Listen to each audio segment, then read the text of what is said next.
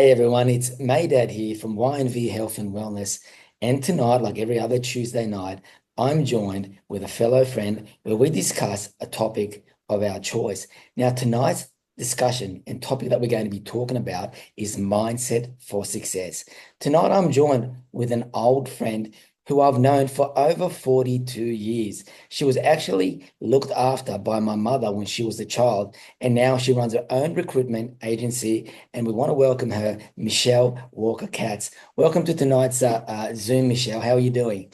Good, thank you. Thank you so much, Maida. Thank you for reconnecting. When I saw your message, I was like, oh, wow, that's a bit of a blast from the past. How beautiful. So thank you. How cool is that? Look, and having your niece here, Sandy, joining us. Hi, Sandy. How are you? And it's great to see her here as well. You guys work together, and I can see you're um, showcasing your uniform there, Cats Yep. Recruitment. Amazing. We talk a lot about that. But as you know, we've discussed this before, the study of behavioral science and some of the work that I do with retreats. And I interview people on Tuesday nights. So it's great to have you here. And wanted to find out if you could tell us a little bit about yourself, about your journey, the education, and things that you've done in the past. And we could share this with our viewers. Of course. My name is Michelle Walker. My maiden name is Katz, hence, Katz Recruitment. I am a first generation Australian. My parents are migrants from the former Soviet Union, from Ukraine. So they came here probably over 45 years ago. And, I've worked in the business world in corporate recruitment for the last 20 years. And almost 7 years ago, I decided to jump in to start my own business. And so we've been running Cats Recruitment for, it'll be 7 years on, I think it's the 23rd of July, if I'm correct. And I'm a business owner, I'm a wife, I'm a mother of three little girls who are 11, 10, and also 2.5. And I did do some studies. I went to uni. I went to University of Western Sydney in Bankstown, and I did a Bachelor of Arts majoring in public communications, which is kind of like public relations and journalism. And then I went on to do a master's in media, and, while I was studying, I actually ended up falling into recruitment, which has pretty much, changed, pretty much created an incredible career for me, something that's been able to, give me a very fulfilling source of, fulfillment throughout my career. And it's something that I, love doing from the very first moment that I stepped into the recruitment agency. I was just like, wow, what a buzz. I love this. This is fantastic. This, I knew straight away this is what I wanted to do. But it was all because I was open-minded, and I was ready. I had that open-minded sort of view on life. That's what leads to success. And you sound like you're really positive and motivated. Michelle, this is so cool. Just ask you to talk a little bit slower so I can add caption. Sure, of course. We've just had Sandy join us tonight. How are you, Sandy? I'm good, thank you. Thank you for having me. Likewise, it's great having you. Can you share your picture, please? It's we just want to get a screenshot of it later on if it's all right. If you're comfortable doing that. If not, it's all right as well. But it's great having you here. But Michelle, that's amazing. And how long have you been working in recruitment? And what got you into this line of work that you do? So I've been working in recruitment now for 20 years. I have sort of experienced recruiting pretty much everything from like financial services to accounting, supply chain, sales roles, marketing, pretty much like all across the board. But when I was actually at uni doing my master's, I was actually doing some temp work for a collections agency. Those people that call you and remind you to pay your bills and things like Yeah, that. So that was me on the other end. I was like, that was oh, you. your bill is due. Can you please process the payment? Yes. The temp assignment had actually finished. And this is actually a really good story for mindset. So instead of being, extremely annoyed that my temp assignment had finished, which I was a little bit annoyed because I really enjoyed the job. The hours were fantastic. It was like 10 to 4. Then I could go to uni in the evenings. It was in the city. It was all close to where I was living at the time. And So I called the agency and I said to them, I said, oh, look, I understand, my temp assignment has finished, but I really, really love that job. It worked really well with my schedule. I'm available to work. Let me know if you've got anything else that comes up. And then the next day, I had a call from them, and the gentleman who ended up being my manager, he said to me, Michelle, we've got some temp work inside our agency at the moment.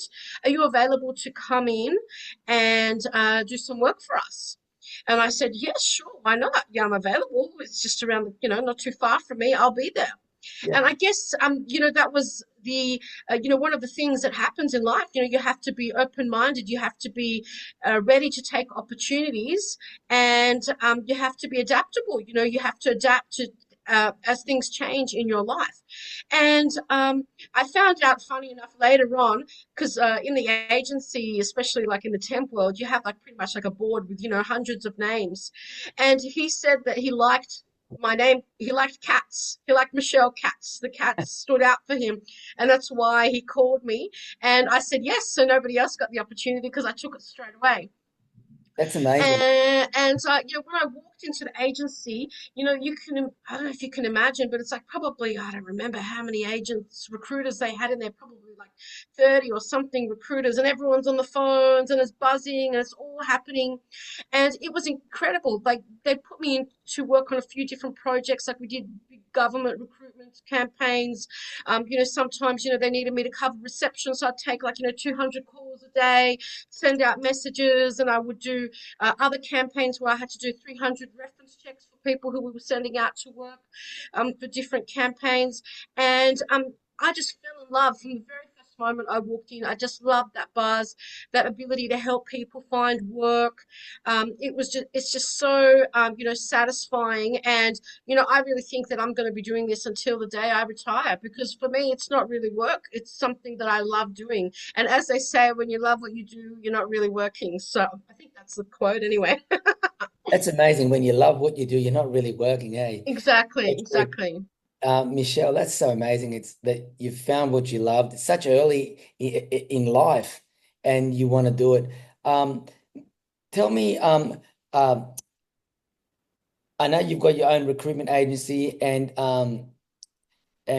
you fell into this line of work. What do you really love most about the work that you do and the people that you work with? And what is the main thing that you really like about the work that you do? I think, with the work that I do, it's pretty much like matchmaking. It's kind of like, it's a little bit like dating, but I'm introducing the company with the employee. So the employer and the employee, and it's making a perfect match. Kind of, like from Fiddler on the Roof. How does that song go? Matchmaker, matchmaker, make me a perfect match. So that's exactly what we do, but we do that for businesses and the corporate world. People come to you with an opportunity, a vacant opportunity for someone to do account, or someone to do desktop publishing or whatever, and you try and find somebody to fit that role. Yeah, exactly. So they will come to us and I'll say, look, this is what the role looks like. These are our requirements. We need this experience. We need these qualifications. We need somebody who's going to fit our culture. This is what our culture looks like. And then, we go fishing. We have like about 20 different ways that we go to market to try and find the right people for our clients. And then we create a shortlist. We send them the best ones, and then they choose which one they want to take. And so it is extremely satisfying. But, as recruiters, sometimes that's where the job sort of starts and finishes. But we actually go, above and beyond. Like, we have preparation sessions with our candidates. We actually go through, tips, and we try to help them with answering their questions, making sure that they're on the right track, making sure that they've done the right research, that they've checked the company's values and mission statements. So we just make sure that they don't miss anything, because if it's somebody's ideal position that they've been wanting to do, or something that they love, and we don't want them to miss that opportunity because they were slightly unprepared. And this is what we do all the time. So if anyone can guide people to do better, or be on the right track, That's pretty much what we do, and it's extremely it's really, really special to see when our candidates get empowered. And sometimes when it clicks, they're like, oh yeah, I can use that as a great example. Or, and sometimes, we tell people that, if say, for example, you haven't done something, we'll reverse it. Tell the employer how you would deal with that situation. So it's all about, doing as much preparation so when the opportunity comes, you can take it. And that's really cool, Michelle, because a lot of people don't go beyond what just getting you an opportunity, and then it's your opportunity to go put your foot in the door, etc. To go out and actually prepare the clients to be prepared, like for the interview and the process involved in interview, the mission statement and the core values that the company aligns with, and to have them understand that and abide by that before they even go to the interview is really something that I've never heard before, and that's really, really good. And it sounds like you're ticking all the noughts and crosses in the boxes, and I'm sure that your success rate with matching the right applicants is high. Yeah, well, we just recently, actually received a reference letter from one of our clients where they mentioned that we've actually recruited over 50 people within their business, and most of the people are still there. And that, I believe, is a testament to how hard we work to get the right people into the right opportunities. But also, we still, we work very hard to get to know our customers, to really understand their culture and what are the things that are important to them. So although, we don't actually work for the company, we actually become an extension of their business because we know them so well that we know what sort of people would thrive in that environment. So, and that's kind of why we started our business, because we wanted to do it better. We wanted to, obviously running a business, we don't do it just for fun, but, I want to make sure that we do a good job. I would prefer somebody go to a company and stay there for, 5, 10 years than having to replace the role, every year. That's not how we roll. That's not what we want to do. Sure, and obviously, like as you stated, you love what you do, and it's more than just a job. But having that sort of success rate and having that mental attitude as a business owner and a person who is facilitating all this is you can't go wrong, and that's so important for your business, for any business. Michelle, I know a really good friend of mine that has been on this show before, that's been interviewed by us. He's famous. Mario Bakers, his name is. He runs his own radio station. Mario is an incredible man who talks about incorporates his past, being in the army for Croatia, and been to war and all that, and serving his country. And he's just such a well-educated human being. And I believe we know him very well. Yes, yes. Well, I've known, Mario through our sort of business community in the Hills District for a little while. But I think very early on, when I became friends with him, I actually saw you guys had some photos or footage on Facebook. And I remember sending both of you a message going, oh my God, I can't believe you guys know each other. What a small world. Like, I remember that. yeah, it's incredible. Yeah. And can you tell our viewers, like, it's such an incredible, what's really incredible about tonight's Zoom is I met you when I was about 10, 12 years old, and you were 2 or 3 years old. Wow. And babysitted, or my mum was looking after you. God bless my mum. She's no longer here. May she rest in peace. Yes. She's with us now. I know she is. Yeah. And not only that, she looked after Sandy, your niece, She looked right? after Sandy and my nephew as well. Yes. And yeah, what an amazing moment this is for us to be together. And Beautiful.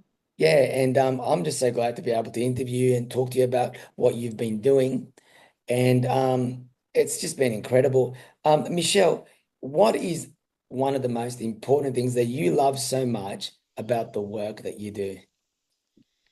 Well, I love being able to give people ideas. Sometimes people will come to me and they'll be like, oh, Michelle, I don't know what to do. What sort of career should I do? Or, I'm stuck in this job and I don't know how to get out of it. What can I, how can I find opportunities? Or at the moment, a lot of people, because it's the beginning of the year, a lot of people are panicking because they've sent out resumes and they haven't received many calls. But it's very natural, in the beginning of the year for it to be a little bit quiet. People are still on holidays. Sometimes, the market is a little bit unstable, so sometimes it doesn't pick up till mid-February. Sometimes it doesn't pick up until mid-March. So it's all, normal things. But I love being able to educate people and set them at ease. And, today, we had a few people actually call me saying, look, I'm looking for these sort of roles, but I can't get any traction. So, I gave them some advice. And my motto is to always leave people off better than before they called me or before they spoke to me. So I always give them some ideas on what they can do to try and help find a new role. So sometimes, we don't always have roles in all industries, all the time, or, we are still relatively small, so we're still growing. So, I'm not the sort of person where I want to stop somebody's growth just because, we don't have an opportunity for them. I will always give advice and support and I sort of gave them a few tips and the ladies were like, oh, wow, that's great ideas. Thank you so much. I wasn't sure that I was allowed to do that. And I'm like, yes, of course you can. So one of the ladies, I gave her a recommendation to have a look on Seek and see who are the agencies and the recruiters that are looking after the roles that she wants to get into. And then go onto LinkedIn, connect with them, build a relationship with them, call them, every few weeks and let them know that you're still available, or find out, if she was open to doing contract work. So who's the contract consultant? Who's the permanent consultant? Who's the government consultant? So already, opening up people's minds that, and this also comes back to a success mindset, that people can control their own destiny. People can control their own success. Sometimes, yes, we do fall down and we have to stand back up and dust ourselves up and keep going. And it happens to everybody. But it's all about, being resilient, being adaptable, having a focus, being consistent with moving towards that goal. So it's just really, really important to, work on yourself so that you can transform and, enhance yourself in your communication skills, in your networking skills, in your emotional intelligence, be proud of the achievements that you've done. And, the most incredible part about success mindset is that of course you have friends and family and loved ones and supporters and followers. But the thing is, if you're not going to do the hard work, nobody else is unfortunately going to do it for you. Sometimes I wish that others would, maybe do more or help me more or support me more. But I know that at the end of the day, as the Aussie saying says, the buck stops with me. So, Yeah. Everyone needs to take control of their own destiny. And, if you need further education in a certain area, if you need to improve some sort of skills, or, you need to obviously understand where you want to go, what you need to get there, and set a plan and stick to it. Even put it on a poster and put it on your wall and look at it every single day, because that will remind you that every day do one thing that will get you closer towards your goal. Yeah, just rehearse and repeat, rehearse and repeat. Going back to building connection and that, Michelle, and having you here and having Sandy here. I remember when Sandy was 12 years old and I used to train her. I used to come to your mum's and dad's place, and I used to train your sister's place, sorry. And even at your mum's and dad's place, I think, and I was training Sandy for boxing and that. And here we are now, so many years later. Actually, I think you were training me when I was living in the city as well. I don't know if you remember, I came to see you, I think, when you were boxing in the city too. So yeah, in the studio. I think it was called yes. 277. That's right. Yes, yes. I was like, oh my gosh, I didn't even know I had these muscles. But this is all about building connection. But I once watched this live Zoom with this guy that's written a book, and he's actually from Bondi Beach. I forget his name, but it's a book about building connection. And one of the things that he shared and highlighted was every opportunity, every conversation that you have with someone and start with someone is another start and another opportunity for you to build on that connection, to build on that friendship and grow from that. And I feel like even this short time that we're just talking on Zoom and that, and even the conversations that I've had with you on the phone, we're building on the connection that we've already had, that we've known each other since you were 2 years old, Yes. and that's the beauty of life, isn't it? It's incredible. And it's really funny, like, you've just brought back like so many memories. I actually remember being in your mum's and dad's lounge room playing with Lego. And I remember we used to play in the garden. I actually remember I used to always sing a song with your mum. I was like, 1, 2, 3, 4, 5. That was like our song. We used to always sing it together. And yeah, it's just brought back so many beautiful memories. Like, your mum is just such a beautiful lady. And my mum doesn't trust just anybody with her children and her grandkids. My mum's a feisty Russian woman, right? And my mum absolutely loved your mum Amalia. Oh my God, my mum could never stop talking enough about Amalia. And of course your dad as well, David, right? I hope Yes, I that's remember. correct. Yeah, yeah, yeah. And I remember that they used to always, put me down to nap, and they used to look after me, and it was just so beautiful, really beautiful, beautiful memory. It means a lot to me when you share that. She was a lovely woman. Even till the time she died, English wasn't great, but her heart was in the right spot. 100%. And every day, every time whenever we go to Bondi and we go down Old South Head Road, I always tell my children, Yeah, girls, this is where Sandy. I used to go to childcare when I was little. And Sandy probably tells Yeah, her and partner. um, I could see Sandy nodding and just saying that. But like, I remember when I was on school holidays one day, and Mum had about 12 or 14 kids. There was Sasha Zorik, there was what's his name? There was I Eric. think Zorik's parents were actually our neighbors in Bondi Junction from memory. So For a short time, yeah, I believe they were. But there was so many of yous there, and I just remember helping Mum, and I just watching her, like, even make you guys lunch, those plastic bowls that you used to, yes, I remember. Yes, and yes. then she'd put you guys to sleep. And I just can't believe the amount of work that she did looking after so many kids and how She's hard just she worked. incredible. But you just brought a moment in my life where I get to reflect right now, and it was just a testament to how hard she worked and what she did to support our family. Yes, and sometimes some of the girls that used to go to the childcare, they'll post a picture on Facebook and tag me, and your mum definitely left a fingerprint on all our hearts. She's just such a, I can't say, I can't speak higher enough. She's just so beautiful. I can just, like, still I can see her, her face, like, right now. I'll never forget her. She's just a beautiful person.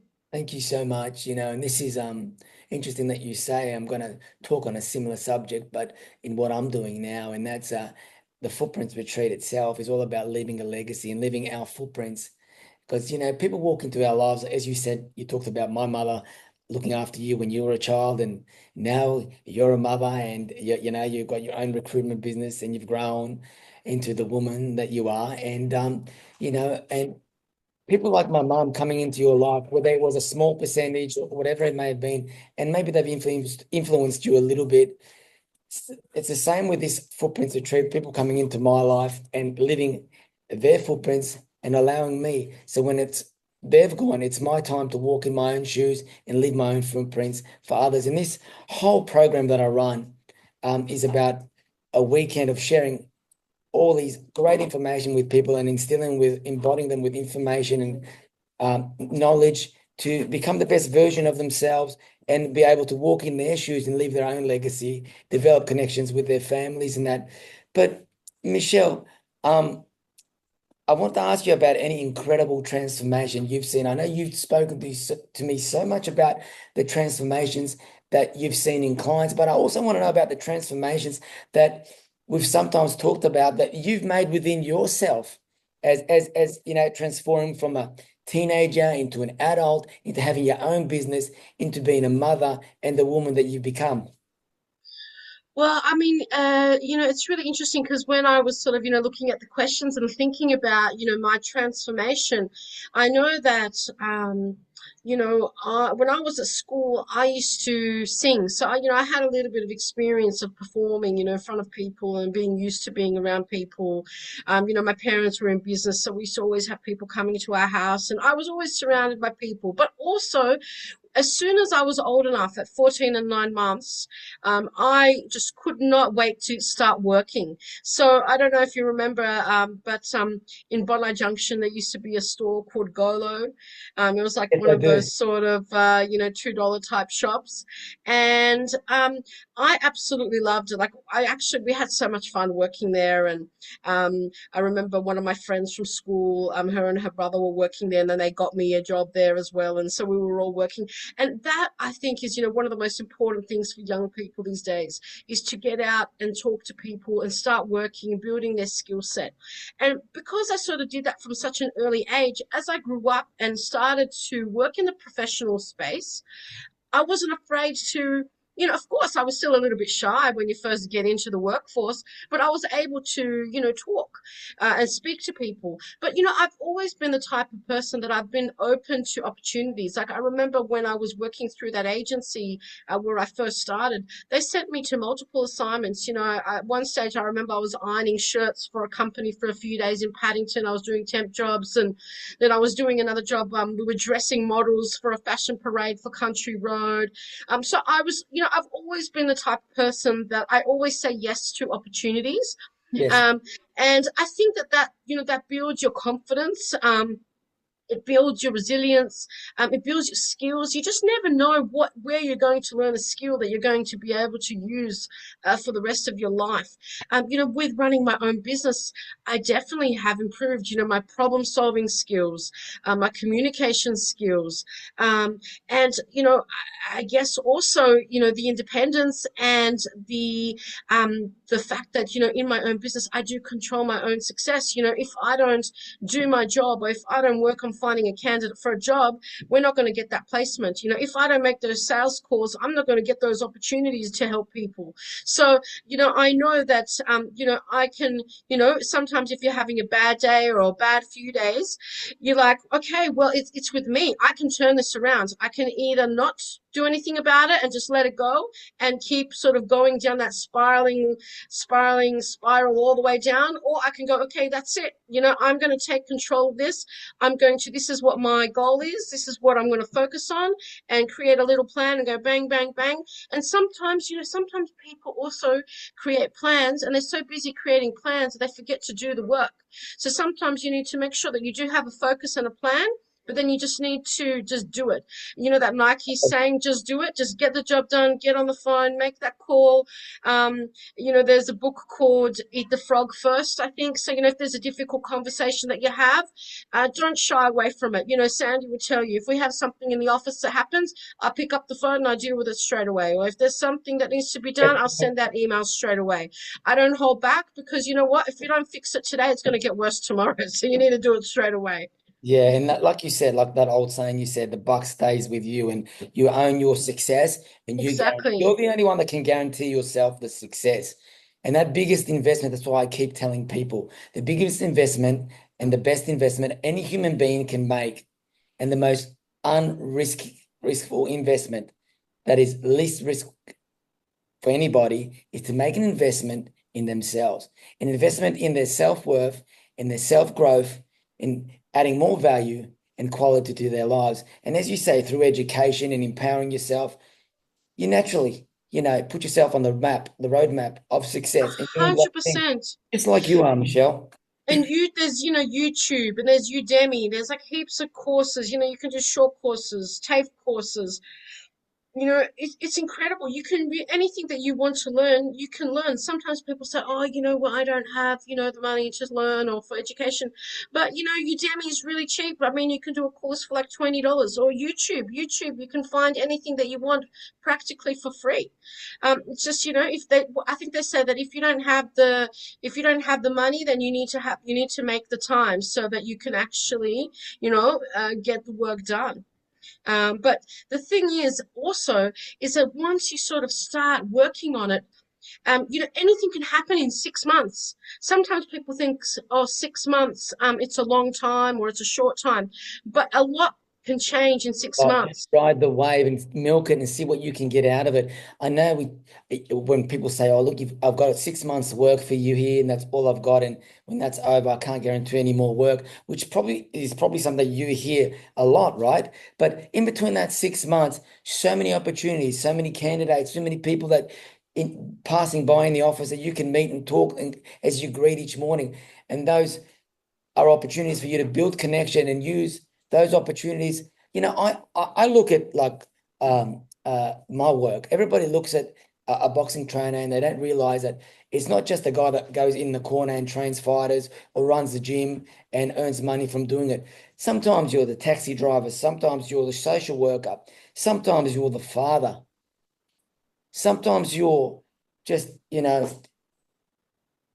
person that's got to provide some food for them to eat, and it's so much more. Your role as a business owner and a person who's got employees working for them under you is so much more than what, the title that you've been given, but there's so much more involved. And I think being in my business, for example, for 18 years, and I'm sure you've been in your business for a long time too, I've learned to embody that.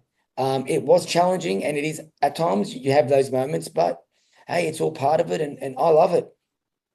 Yeah, me too. I absolutely love it. And it's pretty amazing. I mean, you mentioned that, you've been in business for sort of 18 years and, I've worked in recruitment for 20 and I'm almost 7 years running my own business. But if you stop and you look back and see how far you've come, it's kind of like, whoa, like I can't believe that, I was able to achieve that or make that happen. But that's the special thing, that if you put your mind to something and you work towards it, that is where the magic happens.